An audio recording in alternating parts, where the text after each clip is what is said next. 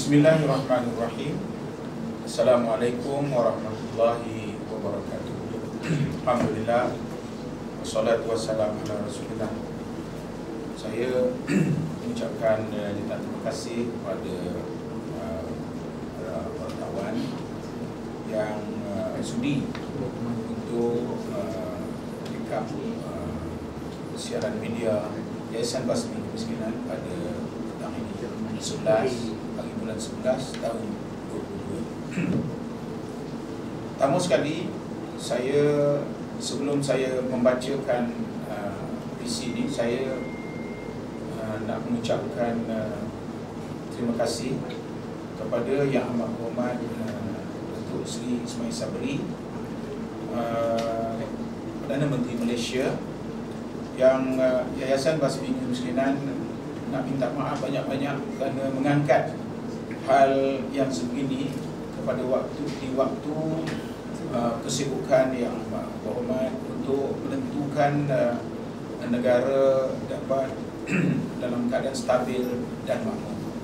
Namun demikian, oleh kerana isu yang nak dibawa oleh Yayasan Basmi Kemiskinan ini telah pun kita bawa kepada pengetahuan Menteri Pelajaran, namun sehingga sekarang kita tidak dapat apa-apa jawapan bertulis, maka tidak ada jalan lain.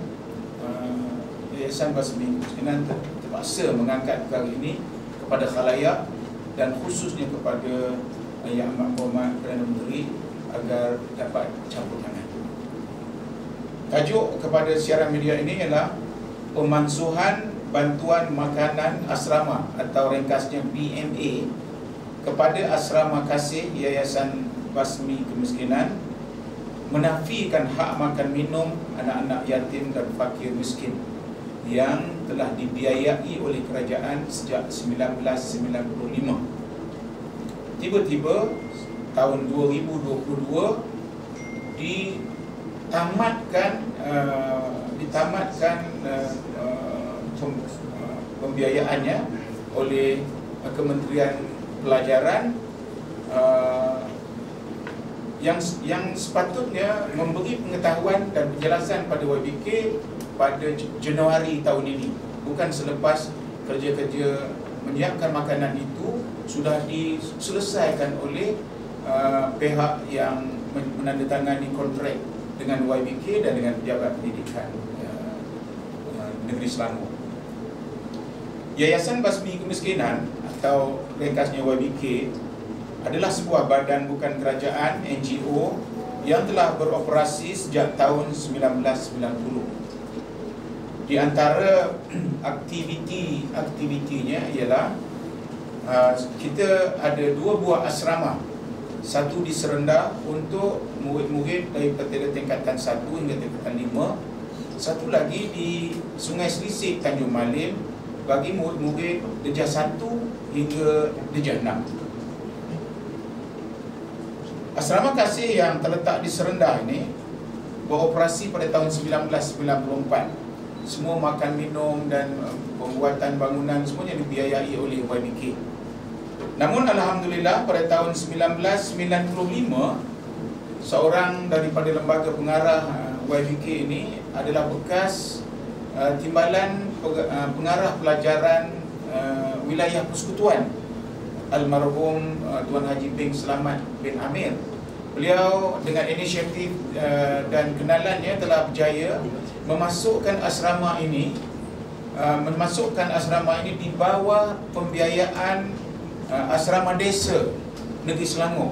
Maka bermula daripada tahun 95, makan minum kepada pelajar-pelajar kami di asrama ini ditanggung sepenuhnya oleh Kementerian Pendidikan di bawah Pejabat Pelajaran Negeri Selangor, ya. Sejak tahun 1994 sampai 2022, tiap tahun itu makanan 200 orang akan menikmati bantuan kerajaan ini, ya, iaitu 200 orang tiap-tiap tahun. Dan hasil daripada pelajar-pelajar yang kita tanggung ini, yang kita tanggung ini telah menyebabkan keseluruhan pelajar-pelajar kita dapat masuk ke Menara Gading, dan mereka sudah menjawab jawatan-jawatan besar.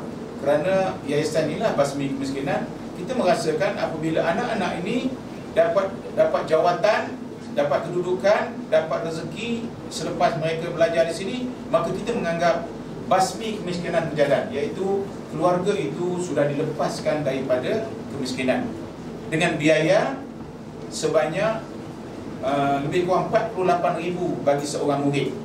48,000 bagi seorang murid selama 5 tahun kita jaga.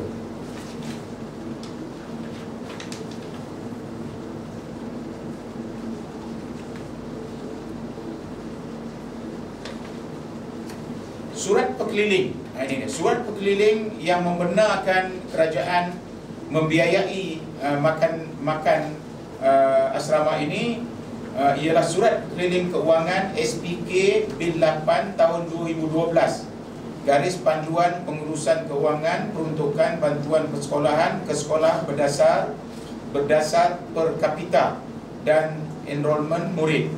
YBK telah menghantar permohonan setiap tahun sebagaimana disyaratkan tanpa gagal dan terus mematuhi segala terma-terma yang digariskan oleh KPM, Kementerian Pelajaran Malaysia.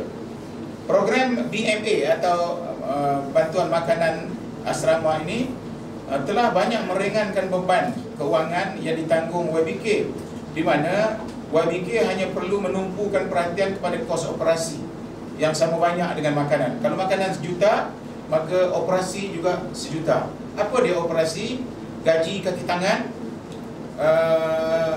maintenance, air, api, belanja budak sekolah, pakaian murid, begitu juga buku-buku dan sebagainya. Begitu juga belanja harian mereka. Semuanya ditanggung oleh YBK. 50-50 lah. Kerajaan bagi makan, kita tanggung hal-hal yang berkaitan dengan pengurusan. Walau bagaimanapun, YBK mula menghadapi kesulitan apabila penyaluran BMA mula menghadapi masalah pada tahun 2018, dan secara kebetulan berlaku pertukaran kerajaan pada ketika itu. YBK khawatir jika kerajaan berminat memansuhkan BMA ni, bantuan makanan asrama, dan kerisauan ini menjadi kenyataan apabila surat bertarikh 29 Disember 2021 memaklumkan surat perkeliling keuangan SPK Bil 3 tahun 2021 bantuan persekolahan khusus asrama Kementerian Pendidikan Malaysia menyatakan BMA tidak lagi disalurkan kepada murid KPM yang menghuni asrama di bawah kerajaan negeri dan yayasan, dan berkuasa kuasa pada 1 Januari 2022. Pemansuhan BMA kepada asrama, yayasan dan kerajaan negeri ini tidak dimaklumkan kepada YBK melalui surat rasmi. Pengurusan YBK telah berhubung dengan KPM memohon penjelasan rasmi, namun gagal mendapat jawapan yang memuaskan. Situasi ini sangat mengecewakan dan telah menggugat perancangan kewangan YBK untuk tahun ini. Hanya bantuan one-off daripada Yayasan Genius yang akan diberikan sebagai sagu hati dengan nilai yang tidak seberapa, dan kami diberitahu Yayasan Genius akan membiayai makan murid-murid asrama ini sebanyak 50,000, sedangkan kita sudah terhutang dengan pembekal makanan sebanyak 950,000. Jadi ini mengejutkan sangat pasal dia secara tidak menghantar surat awal. Walaupun KPM berhak untuk menentukan penyaluran peruntukan mengikut perancangannya, YBK berpendapat tiada sebab untuk BMA ini dihadkan skopnya hanya kepada sekolah asrama di sekolah kerajaan dan sekolah bantuan penuh kerajaan, memandangkan KPM merupakan penerima peruntukan terbesar dalam belanjawan negeri Malaysia. Yayasan Basmi Kemiskinan telah pun mengangkat satu surat kepada Yang Amat Berhormat Perdana Menteri. Surat itu kita hantar pada beberapa bulan pada hari yang kita hantar, besok Yang Amat Berhormat Perdana Menteri telah menanya Menteri Kewangan, kenapa jadi macam ni. Kementerian Kewangan kata kami tidak memotong apa-apa peruntukan untuk Kementerian Pendidikan, bahkan kami menambah peruntukan untuk tahun ini. Jadi kita dapat nampak bahawa di sini bukan kesalahan itu di Kementerian Kewangan. Kementerian Kewangan nampaknya menambah. Jadi oleh kerana itu hari ini kita nak membangkitkan hal ini kepada media dan nak bagi tahu kepada Yang Amat Berhormat Perdana Menteri, Yayasan Basmi Kemiskinan bimbang terpaksa menutup asrama ini.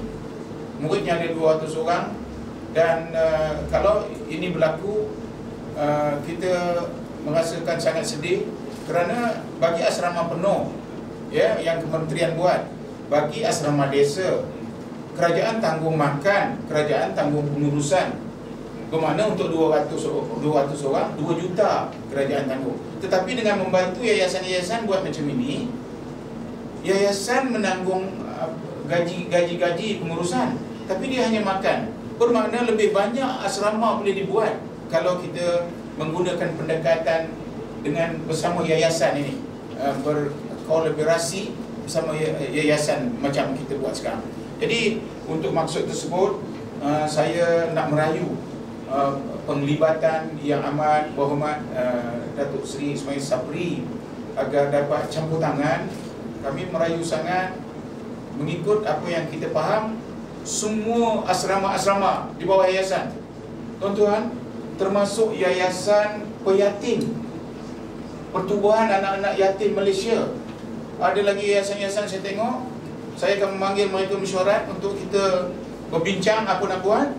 Dan ini benar-benar memberikan satu beban yang besar kepada yayasan. Sedangkan yayasan ini ialah satu yayasan yang membantu kerajaan bagi menjayakan tujuannya supaya pendemokrasian pendidikan itu berjalan.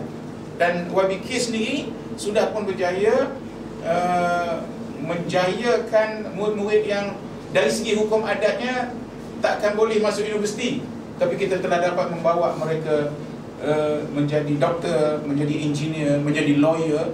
Apalagi pula kita sudah pun mengikat perjanjian MOU dengan Universiti Uni KL, di mana setiap murid kita akan otomatik masuk ke bidang teknikal, mana yang memilih teknikal. Dan mereka sudah pun menjadi engineer di MFI, Malaysian French Institute, MGI, Malaysian German Institute, BMI, British Institute, di bawah MARA dan di bawah cawangan Uni KL tadi. Dan kita rasa apa yang YBK buat setakat ini, kita rasa sangat berpuas hati dan sangat berterima kasih kepada kerajaan kerana menjayakan usaha yang kita buat. Dan basmi kemiskinan memang dapat dilaksanakan melalui program ini. Terima kasih banyak.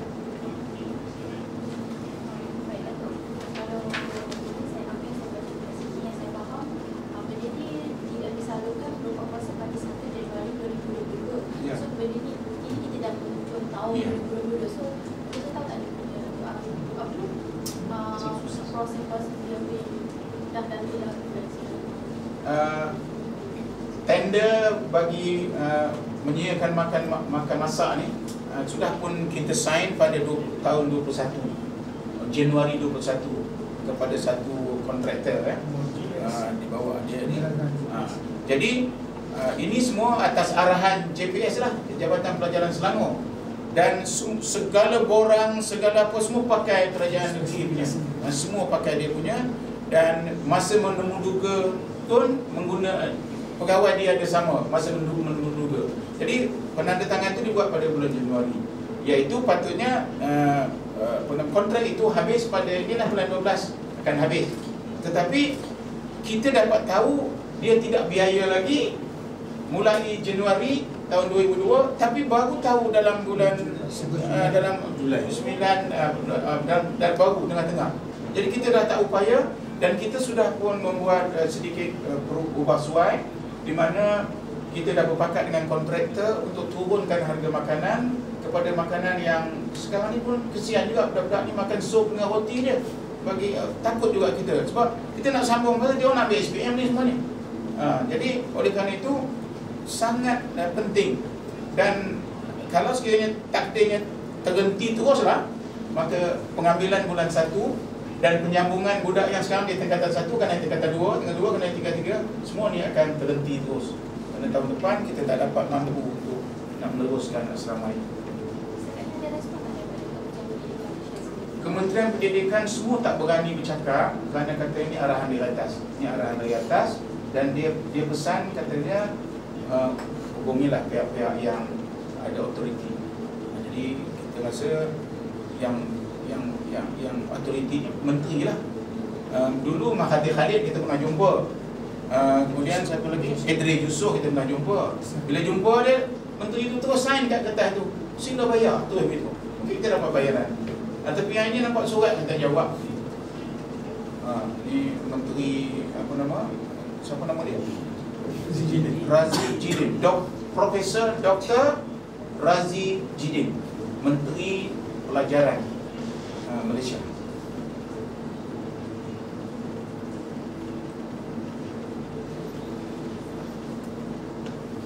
Cuma dia bertanding di Putrajaya.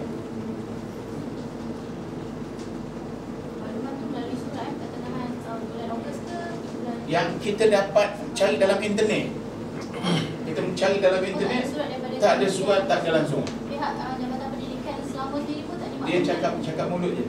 Kita minta surat, dia kata dia tak boleh keluar surat. Jadi kita pun cuba cari dalam internet, jumpalah keliling. Pihak Jabatan Pendidikan Negeri cukup menolong. Sebab 95 kita bergerak bersama dengan dia orang. Dia pun menggunakan asrama kita untuk program-program dia orang. Dia orang pun memantau makan-makan kita. Cukup apa yang dibuat dengan kementerian, mereka jaga juga kita. RM22 satu kepala satu hari, sama dengan asrama penuh. Memang bagus sungguh. Dan pada tahun 1994, waktu kerajaan belum bayar, kita beli sendiri makanan di pasar, beli sayur, beli daging, cari satu orang makcik masak. Masa itu tak ramai sangat orang lagi. Tahun 95 baru pakai. Dah standard tinggi lah. Tiba-tiba RM22. Sekarang ni nak bagi tak kurang, dapat RM15. Itu pun payah nak bayar duit ni.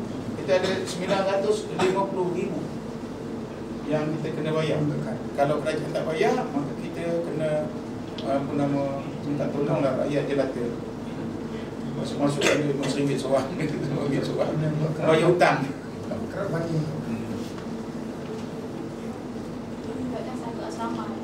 Dua asrama. Satu lagi asrama tingkatan 1 hingga tingkatan 5, satu lagi asrama darjah rendah.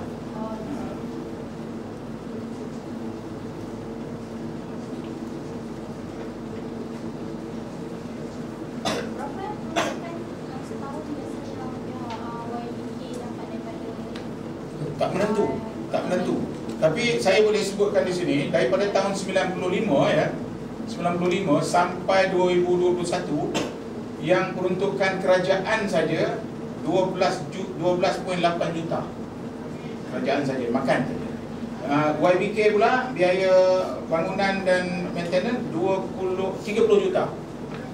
30 juta sepanjang daripada 95 sampai 21. Jadi YBK punya tanggungan lebih besar.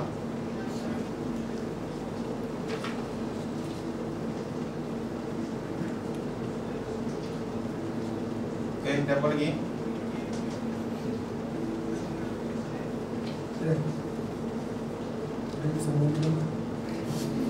Apa saya nak ucap terima kasih kepada semua ya.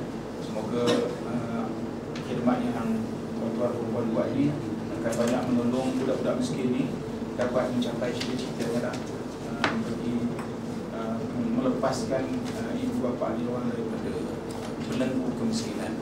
Terima kasih banyak.